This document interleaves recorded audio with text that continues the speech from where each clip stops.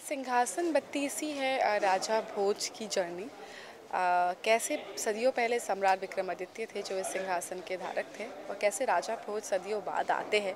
वो जो 32 गुण हैं उनके धारक वो है, लेकिन कैसे वो एक एक गुण को निभाते हैं और खुद उस सिंहासन को प्राप्त करते हैं। ये जर्नी है सिंहासन बत्तीसी। अगर आपका अंदाज़ा बयां देखें तो किस तरह का किरदार होगा क्या? मेरा रोल है महामाया का। मैं एक किस्म से सूत्रधार हूँ इस शो में। सिंहासन की प्रोटेक्टर भी हूँ। कहीं ना कहीं मैं इतने सेंचुरी से वेट कर रही हूँ कि कोई आएगा सम्राट विक्रमादित्य की तरह, जिनमें वो 32 गुण होंगे और इस सिंहासन को वो प्राप्त करेगा। तो टाइम प्रेजेंट में राजा भोज आते हैं और कहीं ना कहीं मैं अंदर ही जानती हूँ, मुझे विश्वास है कि यही वो व्यक्ति है जो सिंहासन के धारक बनने वाले हैं, लेकिन वो भोज को नहीं पता। तो मैं कैसे उनको इस जर्नी में हेल्प करती हूँ, आगे बढ़ाती हूँ, एक एक करके जो 32 गुण हैं उनको मैं बताती हूँ, अलग अलग चैलेंजेस में उनको भेजती हूँ और कैसे इस जर्नी को मैं सूत्रधार के हिसाब से आगे बढ़ा के लेके जाती हूँ। बहुत ही चैलेंजिंग किरदार है आपका।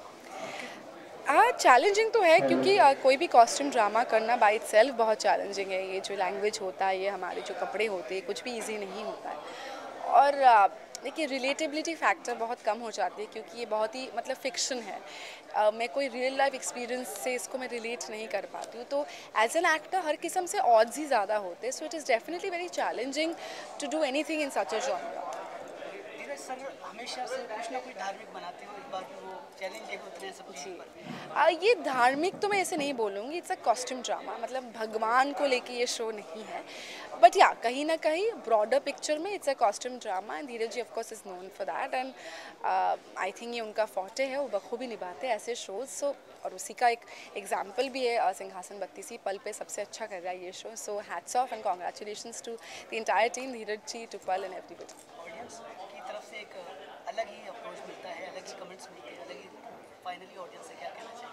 ऑडियंस को मैं यही बोलना चाहूँगी कि अभी तक नया चैनल सोनी पर लॉन्च हुआ है और अब उस चैनल में सबसे ज़्यादा आप लोगों ने प्यार सिंहासन बत्तीसी को ही दिया है।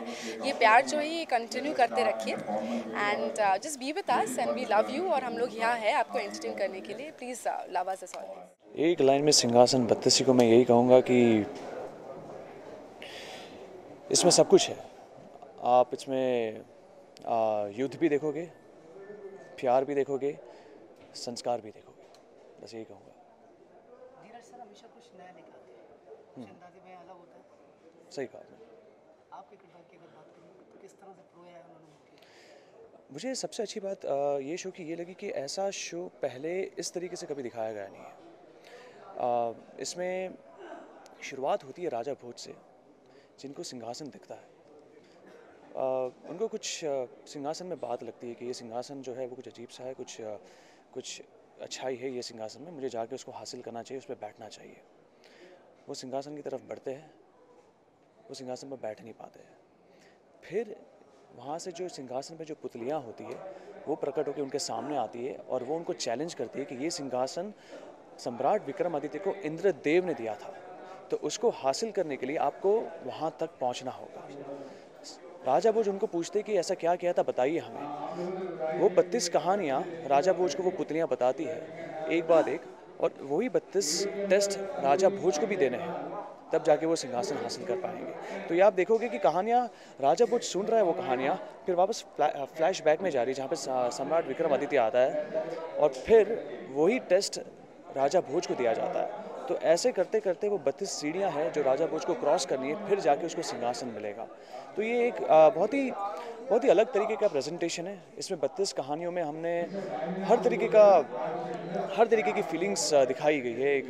एक राजा को अपनी प्रजा से कितना प्यार होता है, वो किस हद तक अपनी प्रजा को बचाने के लिए किस तरीके के युद्ध को भी अपना लेता है, और साथ साथ उसकी जो राज्य में उसकी बीवी है उनका किस तरह से वो ख्याल रखता है। तो ये सारी चीज़ें इसमें दिखाई गई है। So it's complete family package. ये बच्चों से लेकर जवान से लेकर बूढ़ों तक सबको पसंद आएगी है।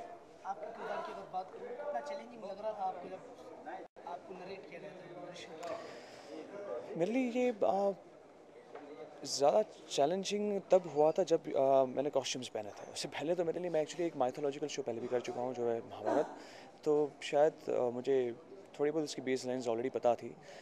लेकिन हाँ, ये कॉस्ट्यूम्स पहनना, ये मुकुट पहनना और ये ज्वेलरी पहनना, एट द सेम टाइम ये विग भी लगाना और ये सब पहनने के बाद इसी तरीके से यही पहने हुए हॉर्स राइडिंग करना और भी भगाना, और उसके साथ में मुझे एक तीर या तो फिर तलवार भी ऐड की जाती, तो ये काफ़ी चैलेंजिंग था मेरे लिए।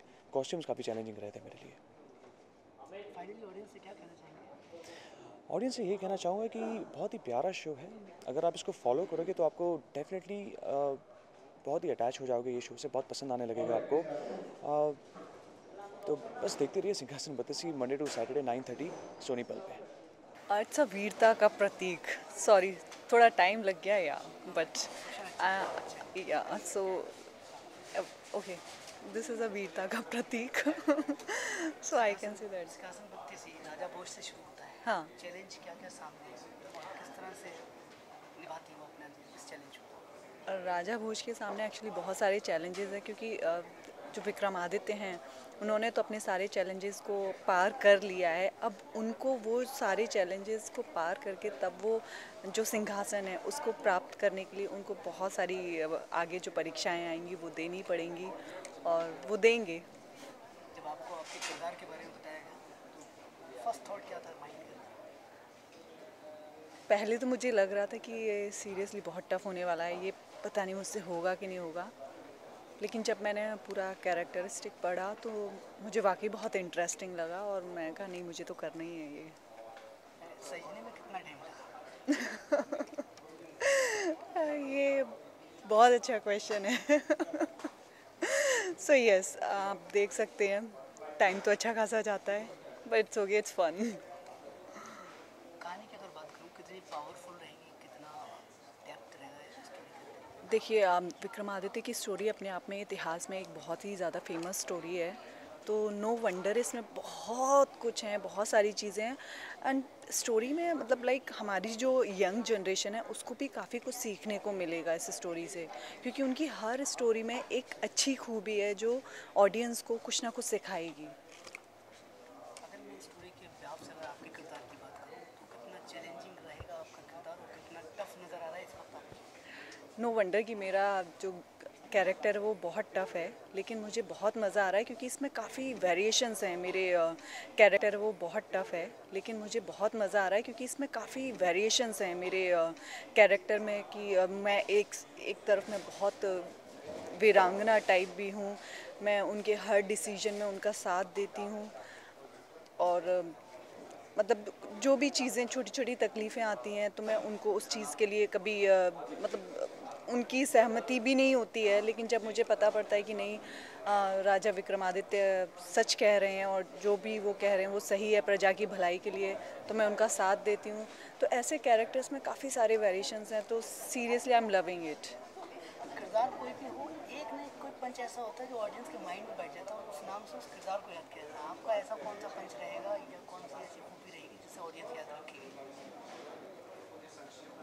मैं वैसे तो फंसा दिया आपने मुझे। हाँ, देखो मैं हर तरफ विक्रमादित्य के साथ खड़ी हूँ, यही मेरी सबसे बड़ी खूबी है। फाइनली ऑडियंस से क्या कहना चाहोगे? ऑडियंस से ये कहूँगी कि वो इस शो को ज़रूर देखें और अपने बच्चों को भी दिखाएं, क्योंकि इसमें वाकई बहुत सारी चीज़ें हैं जो सीखने लायक हैं। Thank you. नमस्कार,